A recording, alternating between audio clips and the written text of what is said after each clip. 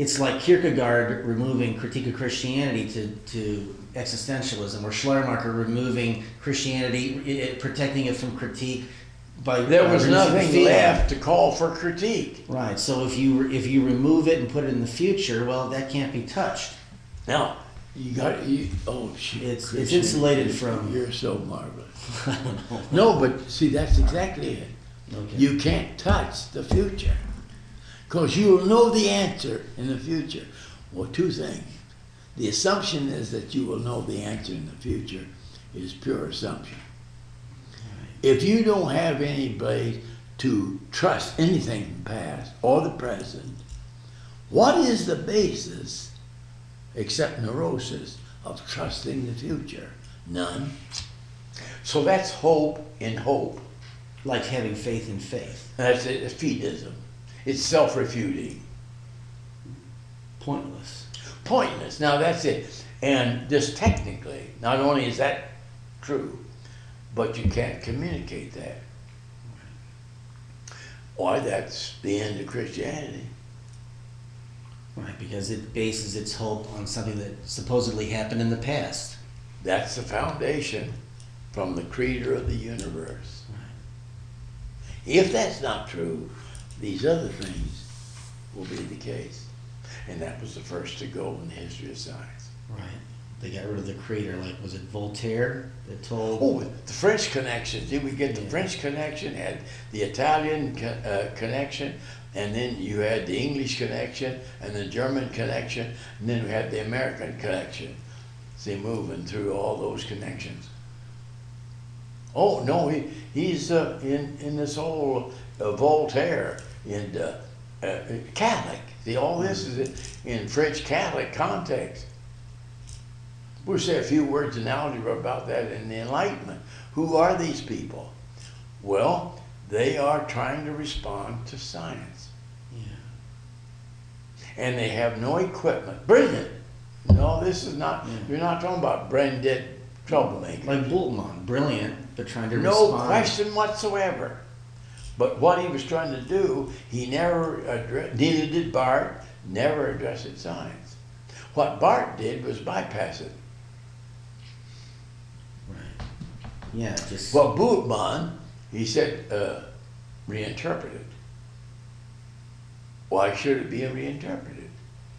How do you, well then, Kierkegaard in existentialism is how Bultmann is going to reinterpret it. Right. So what was lost in Bultmann's world was not recovered by Kierkegaard. But if everybody's Lutheran, everybody's religious, well, he's talking about our God, so that's fine. But when you get to a generation that knows not Joseph, that carries no weight with them at all. No, because they don't have any sentiment or nostalgia to keep it going. All this is a marvelous example of what I think happened in our culture. There's no reason. Now, I believe, and I'm just not going to give that up right now. Right. The next generation will have less conviction. Mm-hmm. The next generation will have no conviction at all. If every generation is taught that there's no foundation to it. There's no reason to take it seriously. Well, that's the point. Why should I? Right. And then, whatever influences zing me. Yeah. What are the influences? Media, music, art, literature, all the little education. All the little coping mechanisms that could. Are they not? So why do you need education? Get a job. Why do you need a job? Well, be rich, have $1 million home, or at least $250,000 slum, something like that. So they're always something that they need. In the here and now, the immediate. But what is it that brings, and I believe this is biblical, and the finalization, oh my God, it's time for Jim to go home. But what is the final thing? And many of the great minds recognize that. Sein zum Tode.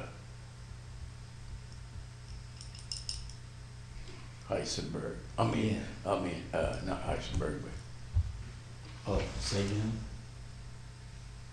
Is Goodness sake. Heidegger. Heidegger. Scientific, what is that? Being toward death.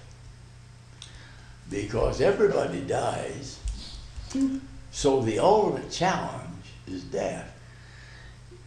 Right.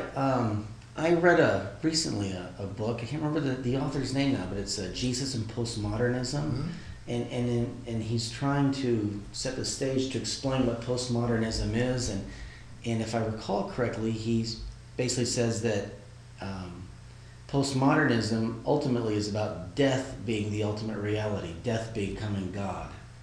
Well, this is Heidegger, sein zum Tode, being toward death. Right. Because, as far as I know, most everybody does what? Eventually we expire. That ends the discussion, doesn't it? Yeah. And if all we are is a handful of dust, Right. and even a middle-sized person is just a handful of dust. Mm-hmm. If that's all, that isn't very much. No, and our even if we live 70, 80, 90 years, that's just a little... It doesn't make any difference. It's just a little quantum blip. That doesn't make any difference because you're going to die anyway. Right, and even if you live 3,000 years, eventually you get to the end and say, my, that went by fast. Oh, man. It wasn't enough. Can I have some more? Can I get 3,000 more? Right. But see, that's the ultimate thing. That's why the great existential mind come to that point. There's no place else to turn. Death is ultimate reality, so figure out a way to cope with that and embrace it. Now. Because if they're true, and you're just a handful of dust. Right. I used to preach sermon, had a golf ball. Can you imagine how dumb that was? Yeah. Golf ball. A micro dot on a golf ball is the size of the earth. Right. That's not very big. That was the whole point. Sure. And I had approximately 175-pound person in a bag of dirt. I said, if that's all there is to a human being, and we live on you can't even see where we live in there. You understand how small that is? Yeah. So how do you get arrogance in a handful of dust? How do you derive meaning? Meaning from a handful of dust. A sense of purpose. Here's how you do. You don't. Right. So it's the age of anxiety.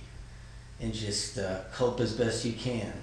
The only reason more people, Lincoln or wherever, are not anxious is that they're unaware of the severity of the situation.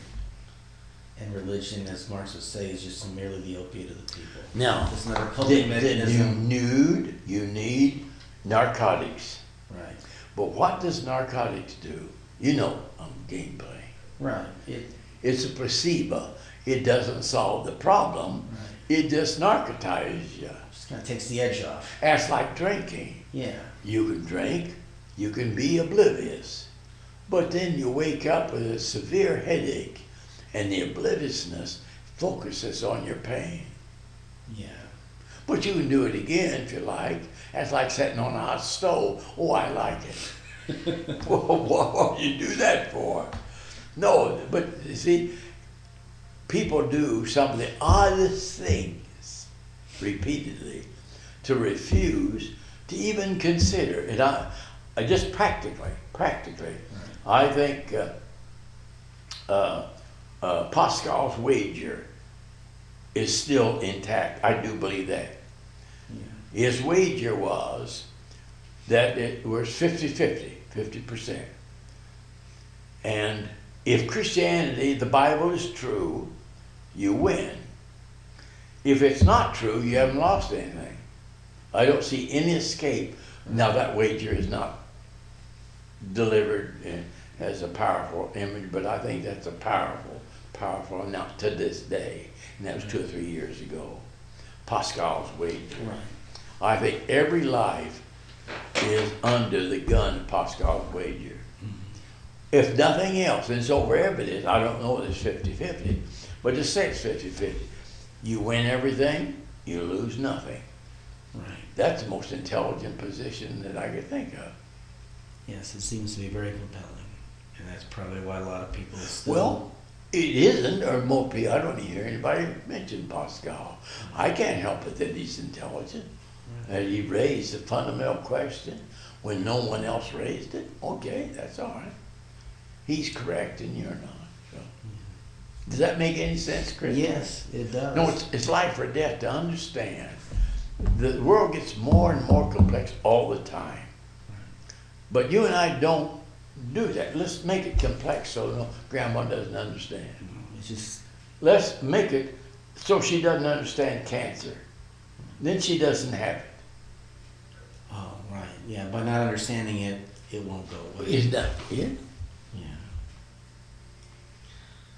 Thus the challenge the church faces Well, I think in every generation. it should revolutionize Christian education. I'm sure it won't here, but I wish I had the power to change it. Well, maybe the future will bring some pleasant surprises. Well, but anyway, this makes sense to you? Yes, yes. Well, I think, I'm sure most people don't think that's life or death. You don't have to do anything. Right. I'd want to protect your right. You can do anything you want to. But I can't protect the consequences of what you do. Right. Well, I appreciate your considerable time and energy put into this, and hopefully we will do this again. Thank you so very much, Chris. God bless you. Thank you, Dr. Strauss. Thank you so much.